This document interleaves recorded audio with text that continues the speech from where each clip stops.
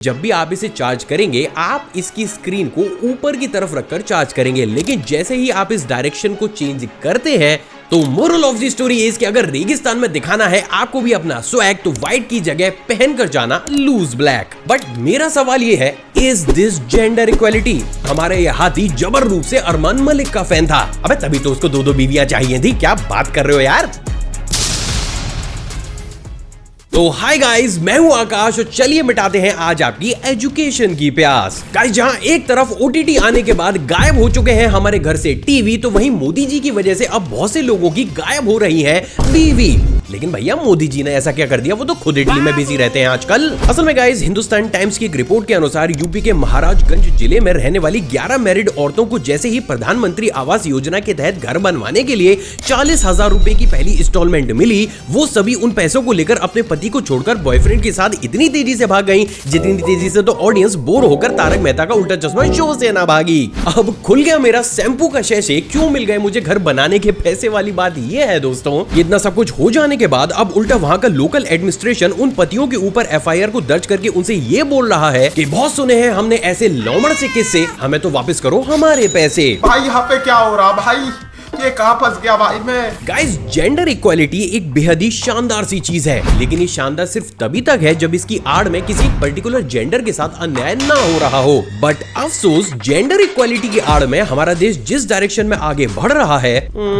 अन्याय तो हो रहा है। दिन 2 जुलाई साल 2024 रात 9:45 पर हिंदुस्तान टाइम्स ने अपनी वेबसाइट पर एक ऐसे आर्टिकल को पब्लिश किया जिसमें उन्होंने ये बताया कि आईआईएम संबलपुर में जेंडर इक्वालिटी को ध्यान में रखते हुए अपने फ्लैगशिप एमबीए प्रोग्राम में 76% फीमेल स्टूडेंट्स को एडमिशन दिया, जबकि सिर्फ 24% मेल स्टूडेंट्स को ही इस कोर्स में एंट्री दी गई। अब आगे बढ़ने से पहले ये चीज ध्यान में रखिएगा कि ये चीज इस कोर्स का एक की फीचर है, यानी कि ये चीज जब की गई तो ऑफिशियली इस इंस्टीट्यूट के द्वारा बड़े गर्व से यह बताया गया कि क्योंकि भाई हमारे इंस्टीट्यूट में लड़कियों की क्वांटिटी कम हो रही थी तो उसको इक्वल करने के लिए हमने इस बार लड़कों को दरकिनार कर दिया। बट मेरा सवाल यह है, is this gender equality? No, I mean एक इंस्टीट्यूट जहां पर एजुकेशन लेने का हक हर किसी इंसान का है, जहां पर हर वो इंसान जो आपकी मेरिट लिस्ट को क्रैक करता है उसे एडमिशन मिलना चाहिए, वहां पर आज की डेट में हम जेंडर इक्वालिटी के नाम पर इस तरीके की सीट्स को डिस्ट्रीब्यूट क्यों कर रहे हैं? मतलब फिर तो लोगों का पढ़ना, मेरिट लिस्ट को क्रैक करना, भाई ये सब तो फिर मजाक ही रह गया। और जब इतने बड़े इंस्टीट्यूट इस चीज को जोरों शोरों से प्रमोट करेंगे तो बहुत से छोटे छोटे इंस्टीट्यूट तो अपने आप ही इस चीज को अप्लाई करने लगेंगे। तो फिर अब क्या ये मान लिया जाए कि एजुकेशन जैसी बेसिक चीज भी आगे आने वाले समय में हम लड़कों को मिलना काफी ज्यादा मुश्किल हो जाएगा?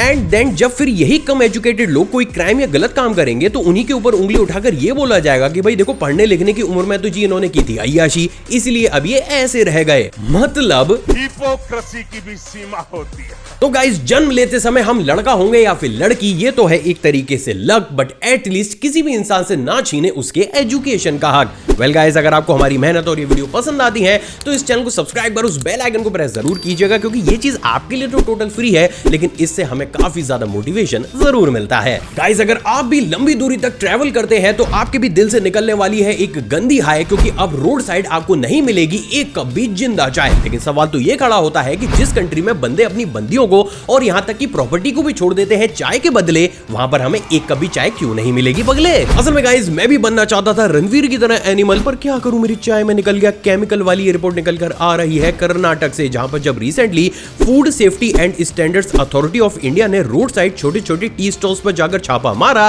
तो वो सभी ठीक वैसे ही कांप गए जैसे अक्सर पापा की परियों की ड्राइविंग देखकर आसपास के लोग कांप जाते हैं। असल में गाइस, इस टेस्टिंग में यह बात पूरी तरीके से क्लियर हुई है कि अक्सर भारत के अंदर सस्ती चाय के अंदर रोडामीन बी और कार्मोजिन जैसे कलरिंग एजेंट्स का इस्तेमाल भर भर कर किया जाता है, जिससे ना सिर्फ इसे पीने वाला इंसान काफी ज्यादा बीमार होता है बल्कि उसके कैंसर होने के चांसेस भी बढ़ जाते हैं। चलो भैया, इससे कैंसर हो रहा है क्योंकि कैंसर से नीचे वाली चीज को तो हम कभी सीरियस लेते भी ना है। अब इंटरेस्टिंगली साल 2023 में की गई एक स्टडी से बात पूरी तरीके से प्रूफ हुई है कि इंडिया में हाईवे या फिर रोड साइड जितने भी छोटे छोटे टी स्टॉल्स होते हैं वो ज्यादा प्रॉफिट कमाने के चक्कर में काफी चीप चाय की पत्ती का इस्तेमाल करते हैं, जिसके चलते हुए अब इस डिपार्टमेंट ने पूरे ही देश के छोटे छोटे टी स्टॉल्स पर छापा मारकर उन्हें बंद करने का प्लान बनाया है। और ये चीज भी ऑलरेडी बाहर आ चुकी है। मतलब सच्चाई देख रहे हो डिपार्टमेंट की। तो गाइस अगर आप भी करना चाहते हैं बुढ़ापे तक दूसरे लोगों को हाय, तो ट्रैवलिंग के दौरान घर से ही बनाकर लेके जाएं अपनी चाय। गाइस क्या आपको पता है कि उत्तराखंड से एक ऐसी दिल दहला देने वाली खबर हमारे सामने आ रही है जिसको सुनने के बाद आपके भी होश ठीक वैसे ही उड़ जाएंगे जैसे आजकल महाराष्ट्र के रईसजादे अपनी महंगी महंगी गाड़ियों से बेकसूर लोगों को उड़ा रहे हैं। मतलब भैया अब तो आए दिन इतने सारे ऐसे कांड हो रहे हैं कि मैंने इन्हें कवर करना तक बंद कर दिया। अब एक जैसी चीजों को कितनी बार कवर करूं? तो भाई लोगों बात कुछ ऐसी है कि उत्तराखंड के जिम कॉर्बेट नेशनल पार्क में घने जंगल के बीच एक जंगली हाथी दो सरकारी हथिनियों को भगा कर ले गया। अरे रुको रुको भाई, मैं मजाक नहीं कर रहा हूं। अगर आपको मेरी बात पर विश्वास नहीं है तो जरा ये रिपोर्ट देखिए जिसमें ये लिखा गया है कि 2 दिन की कड़ी मेहनत करने के बाद जाकर इस पार्क के अधिकारियों को वो 2 सरकारी हथिनियां मिली। मतलब भैया सरकारी नौकरी का क्रेज और दबदबा अब शहर और इंसानों से होता हुआ जंगल और हाथियों के बीच भी पहुंच गया है। अबे तभी तो सरकारी हथिनियों को लेकर भगा वो। और एक चीज जो आपने शायद नोटिस नहीं करी होगी वो ये है दोस्तों कि ये एक अकेला हाथी 2 हथिनियों को लेकर भागा, जिससे एक बात तो पूरी तरीके से क्लियर होती है कि हमारे ये हाथी जबर रूप से अरमान मलिक का फैन था। अबे तभी तो उसको 2 बीवियां चाहिए थी। क्या बात कर रहे हो यार। तो भाई लोगों बात कुछ ऐसी है कि पिछले कुछ दिनों से एक वीडियो क्लिप मेरे दिमाग की गहराइयों में जाकर ऐसी गुदगुदी कर रही थी कि ऑनेस्टली मेरे पर झेली ना जा रही थी। एक्चुअली में इस वीडियो क्लिप में ये दिखाया जा रहा था कि जापान की स्ट्रीट लाइट्स या फिर घरों के बाहर बहुत बड़ी क्वांटिटी में वहां के लोग पानी भरकर कुछ इस तरीके से वाटर बोतल्स को रख देते हैं, जिसे देखने के बाद सबसे पहला क्वेश्चन जो मेरे दिमाग में खड़ा हुआ वो ये था दोस्तों कि आखिर इन लोगों को ऐसी कौन सी प्यास लग रही है जो इतने सारे पानी से भी ना बुझ रही। अब इतनी प्यास तो शक्ति साहब को हमारे यहाँ मूवीज में ना लगती। असल में गाइस जब हमारी 3 टांगी घेली रिसर्च टीम ने ऑफिस की छत पर चढ़कर BSNL मोबाइल डेटा को ऑन करके इस वीडियो की पड़ताल की, तब जाकर उन्हें ये पता चला कि असल में इस पानी को रखने के पीछे का मकसद गर्मी में अपने गले के टेटुए को हिलाना नहीं बल्कि बिल्लियों को दूर भगाना है। एक्चुअली में प्रेजेंट डेट में जापान में बिल्लियों की क्वांटिटी ठीक उसी तरीके से बढ़ती हुई चली जा रही है जैसे भारत के त्रिपुरा के एक हॉस्टल में HIV पॉजिटिव स्टूडेंट्स मिलने के केसेस। अब इंटरेस्टिंग बात यह है दोस्तों कि क्योंकि ये बिल्ली निकालती हैं अपनी सुनसान राहों से मस्त बदबूदार गिल्ली, तो ये चीज जापान के लोगों को फूटी आंख नहीं सुहाती, जिसके चलते हुए जैसी जापान में रात में स्ट्रीट लाइट्स या फिर घरों के बाहर लाइट्स को ऑन किया जाता है वो लाइट इन वाटर बोतल से रिफ्लेक्ट होने लगती है और एज अ रिजल्ट उस चीज को देखकर सड़क पर घूमने वाली बिल्लियां ठीक वैसे ही डर जाती हैं जैसे पापा की 20 मिस कॉल देखकर देर रात सड़क पर धुएं के छल्ले उड़ाने वाला एक भारतीय लड़का। And you may be shocked, लेकिन सिर्फ इसी ट्रिक का इस्तेमाल करते हुए जापान के लोग ना सिर्फ बिल्लियों को अपने घर से दूर भगाते हैं बल्कि वो इनकी गंदगी से भी बचते हैं। मतलब भैया ये तो पक्के वाले पीकी ब्लाइंडर्स हो रहे हैं। आज से कुछ दिनों पहले व्हाट्सएप पे मेरे को एक मैसेज रिसीव हुआ जिसमें ये लिखा गया था कि दोस्त ही जब शामिल हो गैरों की चाल में तब फंस जाता है शेर भी बकरी के जाल में। अब इसे पढ़ने के बाद सबसे पहले तो इसे भेजने वाले को मैंने ब्लॉक किया और फिर मैंने ये सोचा कि शायद दोस्ती में दस्त करे किसी शायर ने दिल जले में इस कविता को लिखा होगा। लेकिन गाइस मुझे ये नहीं पता था कि इन लाइंस का यूज 2 दिन के बाद मुझे अपनी वीडियो के अंदर करना पड़ेगा। असल में भोग विलास से लिपटी हुई ये खबर निकल कर आ रही है छत्तीसगढ़ के बिलासपुर से, जहां पर जब एक सॉफ्टवेयर इंजीनियर नितिन जैन का डाइवोर्स हुआ तो उसके सबसे करीबी दोस्त रोहित जैन ने उससे ये बोला कि भाई छत पर बैठकर क्यों खाता है तू रोज केला, अब मुझसे तू नहीं देखा जाता अकेला। जिसके की बात सच्चे दोस्त की तरह रोहित ने नितिन के सामने कुछ लड़कियों की फोटोज को रखा और कहा कि भाई पसंद कर, इनमें से तू एक लड़की जो पहनी हो सूट मेड बाय खादी, उसी से ही तेरा भाई कराएगा तेरी शादी। बस तभी से ही शुरू हो गई हमारे सॉफ्टवेयर इंजीनियर की बर्बादी, क्योंकि जैसे ही उसने एक लड़की को सेलेक्ट किया कुछ ही समय के बाद स्कैमर रोहित जो कि एक मिमिक्री आर्टिस्ट भी था उसने लड़की की आवाज निकालकर हमारे सॉफ्टवेयर इंजीनियर नितिन को अपने जाल में इतनी तेजी से जकड़ लिया जितना तो हमारा मार्वल का स्पाइडरमैन अपने दुश्मनों को जाल में ना जकड़ता। एंड सरप्राइजिंगली उस स्कैमर ने हमारे सॉफ्टवेयर इंजीनियर को ब्लैकमेल करके कुछ ही दिनों में 1.4 करोड़ रुपए उससे ठीक वैसे ही कब्जा लिए जैसे BCCI ने चैंपियंस ट्रॉफी में इंडिया टीम पाकिस्तान जाएगी ये बची कुछ उम्मीद भी पाकिस्तान से घबचा ली। तो कहने का मतलब सिर्फ ये है कि दोस्त दोस्त है या फिर सांप, ये जानने के लिए तेज करें अपना दिमाग खाकर आंवला और सिर्फ लड़की की आवाज सुनकर ही ना हो जाए बावला। क्या कर रहे हो? मेरे को 2 लाख की जरूरत है, प्लीज मेरे को आप 2 लाख रुपए दे दो। गाइस आजकल इंडिया में कंट्रोवर्सी और चेरी ये 2 ऐसी चीजें हैं जो कहीं पर भी लिटरली किसी भी चीज के अंदर डाली जा सकती हैं। अब गाइस देखिए कंट्रोवर्सी का तो कुछ ऐसा है कि भैया अगर किसी का धंधा नहीं चल रहा है तो कंट्रोवर्सी ही चलने दो।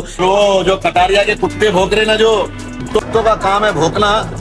और शेरों का काम है दहाड़ना। लेकिन वही बात अगर चेरी की जाए तो अगर आपने माइक्रोस्कोप से देख ली एक चेरी तो भैया आप भी सांसें ले जाएंगे गहरी। असल में गाइस ओ शहरी क्यों डाल दी मेरे केक में चेरी वाली ये वीडियो क्लिप देखकर आप भी हमारे देश के मैन होल्स की तरह हवा में उछल जाएंगे। लेकिन अगर एक चेरी को माइक्रोस्कोप से देखा जाए तो उसके अंदर कुछ इस तरीके के छोटे छोटे गिलगिले माइट्स ठीक उसी तरीके से आराम से टहलते हुए नजर आते हैं जैसे अक्सर रोहित भैया की कैप्टेंसी में प्लेयर्स घास पर टहलते हैं। एंड बिलीव मी और नॉट, लेकिन सिर्फ इसी रीजन के चलते हुए 8 अप्रैल साल 2020 को फ्रांस ने 9 देशों से चेरी इंपोर्ट को सिर्फ इसलिए बैन कर दिया था क्योंकि वो कंट्रीज चेरी ग्रो करने में जिन केमिकल्स का इस्तेमाल कर रहे थे उनकी वजह से इन तरीके के माइट्स चेरी के अंदर काफी ज्यादा ग्रो कर रहे थे। लेकिन वही बात अगर इंडिया की जाए तो अनफॉर्चुनेटली हम में से बहुत से लोग तो इसके बारे में कभी सोचते तक नहीं है। गाइस आजकल हमारे मोबाइल फोन या फिर इलेक्ट्रॉनिक गैजेट्स की क्वालिटी ठीक इंस्टाग्राम पर छोटे कपड़े पहनने वाली मॉडल्स के टैलेंट की तरह है, बोले तो एक नंबर ठोस। अब गाइस इन मॉडल्स का तो क्या है कि इन्हें तो फैलाना होता है ऑनलाइन आकर बेशर्मी का दस्त, लेकिन वही बात अगर मोबाइल की जाए तो अब मोबाइल बनने वाले हैं लोहे से भी ज्यादा सख्त। असल में गाइस बिक गया मेरा झोपड़ा, आ मोबाइल से फोड़ दूं तेरा खोपड़ा वाली ये रिपोर्ट सुनकर आप भी मुकेश भाई की तरह जबरदस्ती नाचने लगेंगे। अबे कहां फंसा दिया मुझे। लेकिन अभी हाल ही में यूनिवर्सिटी ऑफ कैलिफोर्निया के रिसर्चर्स ने एक ऐसे मटेरियल को भी इन्वेंट कर लिया है जिसे अगर खींचा जाए या फिर पटक कर तोड़ा जाए तो वो टूटने की बजाय और ज्यादा हार्ड हो जाता है। जस्ट लाइक माय खैर छोड़िए। इंटरेस्टिंग बात यह है दोस्तों कि इस मटेरियल को 4 अलग अलग तरीके के पॉलीमर्स का इस्तेमाल करते हुए ठीक वैसे ही बनाकर तैयार किया गया है जैसे बचपन में हम 4 अलग अलग कलर की सॉफ्ट ड्रिंक को एक गिलास में भरकर एक अलग ही तूफानी ड्रिंक को बनाकर तैयार कर दिया करते थे। भाई सच में उस समय ये बावली हरकत करके दुनिया के सबसे बड़े रिसर्चर होने वाली फीलिंग आती थी। अब इंटरेस्टिंग बात यह है दोस्तों कि इन रिसर्चर्स का कुछ ऐसा कहना है कि इस साल के लास्ट तक वो मार्केट में सबसे पहले इस मटेरियल का यूज करते हुए स्मार्टफोन और स्मार्ट वॉचेस को लॉन्च करेंगे जिसके की बाद लैपटॉप, कंप्यूटर, टीवी और बहुत से अलग अलग इलेक्ट्रॉनिक गैजेट्स को इस तरीके के नॉन ब्रेकेबल मटेरियल का इस्तेमाल करते हुए बनाया जाएगा जिससे ना सिर्फ इस दुनिया में इलेक्ट्रॉनिक वेस्ट घटेगा बल्कि जरूरत पड़ने पर इससे सामने वाले इंसान का खोपड़ा भी फटेगा। But bro literally lord Nokia ये चीज 15 साल पहले कर छोड़ चुका है। कौन सी सदी में जी रहे हो गाइस, जहां एक तरफ पूरी ही दुनिया भारत के यूपीआई सिस्टम को एडॉप्ट करते हुए तेजी से कैशलेस मेथड की तरफ आगे बढ़ रही है तो वही बात अगर दुनिया की सबसे हाईटेक कंट्री जापान की जाए तो वहां के लोग तो आज भी ऑनलाइन पेमेंट के नाम से ठीक वैसे ही डरते हैं जैसे भारत के मिडिल क्लास मर्द अपनी पत्नी को पढ़ाने से। क्योंकि भैया रिसेंटली जापान के एक कारपेंटर की वाइफ जैसे ही रेवेन्यू ऑफिसर बनी उसने अपने हस्बैंड को अपनी लाइफ से ठीक वैसे ही उठाकर बाहर फेंक दिया कि मानो वो हस्बैंड नहीं बल्कि पीला पड़ चुका मोबाइल का कवर हो। देख लो भाई, हम लड़के हैं ना, हमारे साथ ऐसा ही होता है। लेकिन गाइस बात अगर जापान की जाए तो जापान ने साल 2019 में बड़ा कूदा दिखाकर अपने यहाँ पर एक ऑनलाइन पेमेंट सर्विस को भी लॉन्च किया। बट सरप्राइजिंगली इस सर्विस के लॉन्च होने के कुछ ही दिनों के बाद कुछ गलीज, पापी और बिल्ला बावले लोगों ने इसे हैक करके महज 900 यूजर्स के अकाउंट से करीब 5.5 करोड़ येन रुपए ठीक उसी तरीके से साफ कर दिए जैसे आजकल बरसात के पानी ने हमारे देश भारत की आधे से ज्यादा सड़कों को कर रखा है। मतलब कभी कभी तो मुझे ये समझ नहीं आता कि बाहर जाने के लिए स्कूटी निकालूं या फिर बोट। और गाइस यही वो सबसे बड़ा कारण है जिसके चलते हुए साल 2019 से ही जापानीज के दिल और दिमाग में कैशलेस ट्रांजैक्शन को लेकर ठीक वही डर भरा हुआ है जैसे हर साल 1 जनवरी को न्यू ईयर मैसेज से पहले इस साल धरती खत्म हो जाएगी। ऐसी वीडियोस भेजकर हर एक भारतीय के मन में भरा जाता है। अगर आपने भी इंटरनेट पर दुबई के रेगिस्तान की इमेजेस देखी होंगी तो एक चीज आपने भी नोटिस तो जरूर की होगी कि वहां के लोकल शेख डेजर्ट में हमेशा ही व्हाइट कलर के कपड़े पहने हुए नजर आते हैं। And that's make a sense क्योंकि बचपन से ही हमें यह पढ़ाया जाता है कि भाई ज्यादा तेज गर्मी में हमें व्हाइट या फिर लाइट कलर के कपड़े ही पहनने चाहिए। But what about other countries, क्योंकि इस दुनिया में बहुत सी ऐसी कंट्रीज हैं जहां के लोग रेगिस्तान में व्हाइट कलर की बजाय ब्लैक कलर के कपड़े पहने हुए नजर आते हैं। और आई नो आपके दिमाग ने ऑलरेडी इन लोगों को बेवकूफ घोषित कर दिया होगा। बट व्हाट इफ कि अगर मैं आपसे बोलूं कि जो लोग रेगिस्तान में ब्लैक कलर के कपड़े पहनते हैं उनकी physics as compare to white colour के कपड़े पहनने वाले लोगों से स्ट्रांग होती है, तो क्या आप मेरी बात पर विश्वास करेंगे? एक्चुअली में गाइस जब भी हम काफी तेज गर्म जगह पर व्हाइट कलर के कपड़े पहनकर जाते हैं तो क्योंकि व्हाइट कलर हीट को एब्जॉर्ब ना करके रिफ्लेक्ट करता है और वो रिफ्लेक्शन भी हमारी बॉडी के सराउंडिंग ही होता है, तो वो रिफ्लेक्टेड हीट हमारे ही फेस या फिर स्किन के साथ कांटेक्ट में आकर उसे जलाना शुरू करती है। यानी कि सिंपल लैंग्वेज में किसी भी रेगिस्तान या फिर एक्सट्रीम जगह पर व्हाइट कलर के कपड़े पहनकर जाना मतलब अपनी स्किन को ज्यादा जलाना। But on the other hand अगर कोई भी इंसान ब्लैक कलर के लूज कपड़े पहनकर रेगिस्तान में जाता है तो क्योंकि ब्लैक कलर हीट को पूरे तरीके से एब्जॉर्ब कर लेता है, साथ ही साथ क्योंकि वो कपड़ा लूज भी है तो उस कपड़े और आपकी स्किन के बीच प्रॉपर एयर सर्कुलेशन भी बना हुआ है,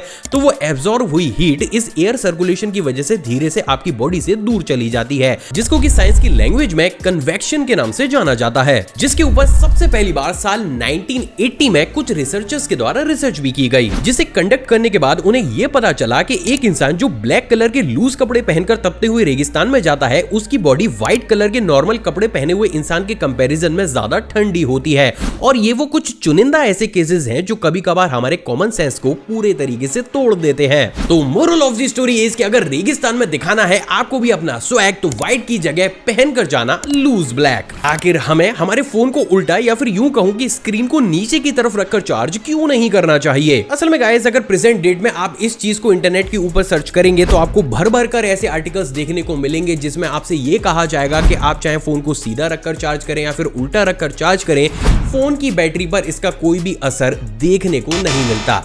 जो बात शायद प्रैक्टिकली उतनी भी सही नहीं है। वेल गाइज रिसेंटली मेरे साथ कुछ ऐसा हुआ जिसकी वजह से आज ये इन्फॉर्मेशन मैं आपके साथ शेयर कर रहा हूँ। असल में गाइज रिसेंटली जब मेरे ऑफिस का चार्जिंग सॉकेट खराब हुआ तो मैंने दूसरे चार्जिंग सॉकेट से अपने फोन को चार्ज करना शुरू किया। अब क्योंकि जगह कुछ इस हिसाब की थी तो जो नया चार्जिंग सॉकेट था वहां पर मुझे फोन को उल्टा रखकर चार्ज करना पड़ता था। And you may be shocked, लेकिन इस चीज को करने के बाद मैंने एक चीज नोटिस करी कि मेरा फोन एज कम्पेयर टू पहले के मुकाबले ज्यादा तेज गर्म हो रहा है। And that thing make me curious कि भैया ऐसा हो क्यों रहा है, जिसके की बाद मैंने इंटरनेट पर बहुत से आर्टिकल्स पढ़े and guess what, I got my answer, और वो था हीट डिसिपेशन। असल में गाइस नॉर्मली जितनी भी इलेक्ट्रॉनिक डिवाइसेस होती हैं उनका सर्किट चार्ज होते समय एक्सेस हीट को प्रोड्यूस करता है, और बात अगर प्रेजेंट डेट की करूं तो फास्ट चार्जर्स आने के बाद ये हीट जनरेट होना काफी ज्यादा बढ़ गया है, जिसके चलते हुए आजकल के फोन के अंदर हीट को ट्रैप होने से रोकने के लिए ना सिर्फ प्रॉपर तरीके के एयर वेंटिलेशन की जगह को बनाया जाता है बल्कि बहुत से फोन्स के स्क्रीन के एजेस पर बहुत से छोटे छोटे एयर वेंट्स भी बनाए जाते हैं, जिसके थ्रू फोन चार्जिंग के समय एक्सेस हीट को बेहद ही आसानी से बाहर की तरफ पुश कर देता है। अब नॉर्मली किसी भी फोन को यह समझकर डिजाइन किया जाता है कि जब भी आप इसे चार्ज करेंगे आप इसकी स्क्रीन को ऊपर की तरफ रखकर चार्ज करेंगे, लेकिन जैसे ही आप इस डायरेक्शन को चेंज करते हैं आप कहीं ना कहीं हीट के निकलने के रास्ते को डिस्टर्ब कर देते हैं, जिससे वो एक्सेस हीट ना सिर्फ आपकी बैटरी को ज्यादा गर्म करना शुरू करती है बल्कि वो आपके फोन के मदरबोर्ड और यहां तक कि आपकी स्क्रीन क्योंकि नीचे की तरफ होती है तो वो स्क्रीन को भी हल्का सा गर्म करने का काम शुरू कर देती है। और गाइस कोई भी इलेक्ट्रॉनिक डिवाइस हो, अगर आपको उसे खराब करना है आप बस उसके टेम्परेचर को बढ़ा दीजिए, और इस कंडीशन में हम खुद से ही ये काम करने लगते हैं। अब गाइस इससे होता कुछ ऐसा है कि क्योंकि बैटरी हर एक चार्जिंग साइकिल पर नॉर्मल टेम्परेचर से ज्यादा गर्म हो रही होती है तो उसकी लाइफ अपने आप ही कई महीने तक गिर जाती है। सिर्फ इतना ही नहीं बल्कि इस केस में हमारे स्क्रीन के भी डैमेज होने के चांसेस थोड़े से बढ़ जाते हैं, क्योंकि एक्सेस ऑफ हीट अक्सर हमारी स्क्रीन को पिक्सेलरेट करने का काम करती है। और ये चीज आपने खुद से भी नोटिस की होगी कि जब भी आप अपने फोन को उल्टा रखकर चार्ज करेंगे वो पहले के मुकाबले थोड़ा सा ज्यादा गर्म होगा। अब अगर आप इस चीज को एक बार, दो बार या 10 बार परफॉर्म करते हैं तो मे बी ये चीज आपके फोन के लिए ज्यादा हार्मफुल नहीं रहती, लेकिन अगर डेली बेसिस पर कंटिन्यूअसली आप इस चीज को करते हुए चले जा रहे हैं तो फॉर श्योर आप अपने फोन की लाइफ को कम कर रहे हैं। और ये भी एक बहुत बड़ा रीजन है जिसके चलते हुए क्योंकि वायरलेस चार्जर फोन को चार्जिंग के समय और ज्यादा गर्म करते हैं तो सभी चार्जर मैन्युफैक्चरिंग कंपनीज लोगों से रिक्वेस्ट करती है कि आप जब उन तरीके के चार्जर्स का इस्तेमाल करें तो फोन को हमेशा ही सीधा रखकर चार्ज करें। सो आई होप गाइस मेरा ये छोटा सा एक्सपीरियंस मे बी आपके फोन की लाइफ को थोड़ा सा बढ़ा सके। गाइस अगर आपको ये वीडियो पसंद आई हो तो इस वीडियो को लाइक कीजिएगा, चैनल पे नए हैं तो सब्सक्राइब करके उस बेल आइकन को प्रेस कीजिएगा, मुझसे इंटरेक्शन को बढ़ाना चाहते हैं नीचे कमेंट सेक्शन में कमेंट कीजिएगा, या फिर आप चाहते हैं मुझे इंस्टाग्राम पर भी फॉलो कर सकते हैं। एक और फ्रेश कमाल एपिसोड में आप सभी से दोबारा मुलाकात होगी दोस्तों। जय हिंद। और हाँ, जाने से पहले आप इन वीडियोस को भी चेकआउट जरूर कीजिएगा क्योंकि ये भी काफी ज्यादा ऑसम है।